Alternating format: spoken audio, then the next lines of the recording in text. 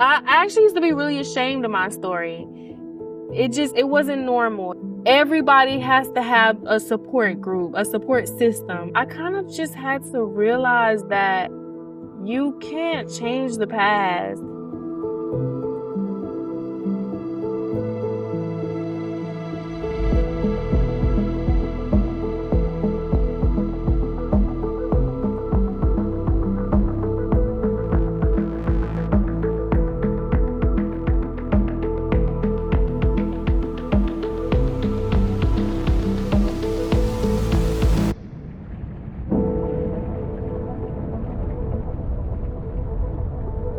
I was about 16 or 17. I was staying with my biological mom. We were staying in Family Promise.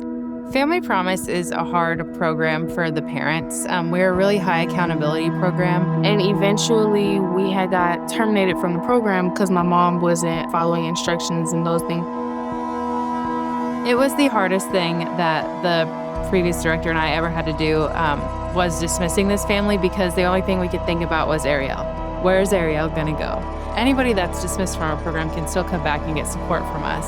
But Arielle was 16 years old and was working 30 hours a week and asking if we could help Uber her to and from her overnight accommodations. We had already went through a series of homelessness, but at that point I was facing homelessness by myself.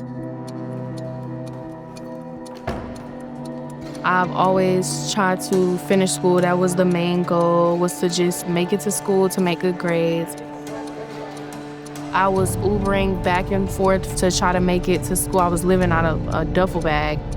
Just seeing a 16-year-old with that kind of grit and tenacity is something that you don't see very often. My biggest source of motivation was my little brother. I have to make a better way for him because I wouldn't want anybody to go through what I went through, and especially not alone.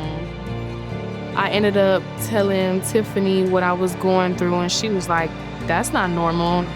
Jessica and I were just like, nope, that's not happening. I don't know what we're gonna do yet, but that's not okay. You're not leaving. The day that I had asked for help and I was receiving help, Tiffany had made some phone calls to Pam and Russell. We've been foster parents for over 20 years. We just wanted to be available for her, but we just wanted her to be a teenager.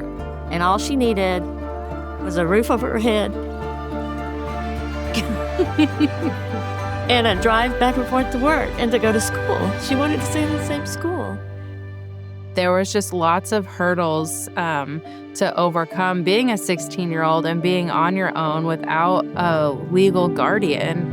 And the only way to overcome that was to prove that she was capable of taking care of herself and get to the emancipation part. I got a call from Amber. I'd been a supporter of the Riverside Project. Essentially, we joked since day half. And she said, "Hey, I have this kid, and she's incredible. She works hard. She's working 30 hours a week. She's making A's. She's doing it all. And she has some real concerns. And she didn't just have an absent parent. She had a hostile parent." Amber said, "I don't know what the legal solution is, but is this something you can look into?" And so with the help of Houston Volunteer Lawyers and my firm, we were able to sit down with Arielle. And man, the first time I met with her, I was so impressed. It's so clear how much resilience she has. We were able to get her IDs. We were able to get her an agreement signed by her dad that gave Pam and Russell a power of a parent. That really just made it feel like this is the start of a new life. I got a fresh, clean slate. But she still didn't have the support she needed. She was going to go to school, and she was going to have somebody say, "Well, where's your parent to sign off on this?" Pam and Russell lived right around the corner from my home anyway, so Pam and Russell would get her to school, and then sometimes I would take her home. I talked to my husband, Matthew. It would be okay if Arielle just lived with us for a little while. She's getting ready to go to school, and it'll just be for a few months, and we can make room. And so I jokingly a few times throughout the summer was like, "I'd adopt you, And she'd be like, haha, so funny. And I was like, no, really, I really would adopt you. And Arielle just looks at me and my husband, and she goes, "Hi, Mom. Hi, Dad." It just happened. It just happened.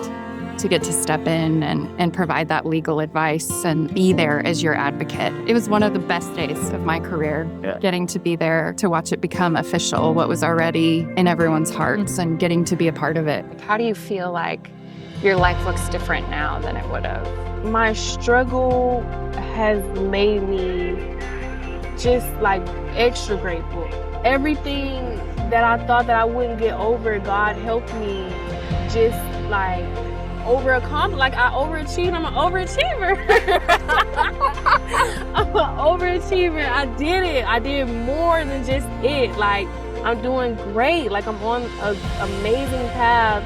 My struggle just makes it more unbelievable to everybody else. None of that held me down, none of that stopped me, and I'm off to bigger and better things for myself, for my siblings, for everybody. I'm proud to say that these people are my family, you're my family, they're my family. I love everybody that helped me because this is where I wanted to be. Yeah. This is where I wanted to be, and now this is where I am.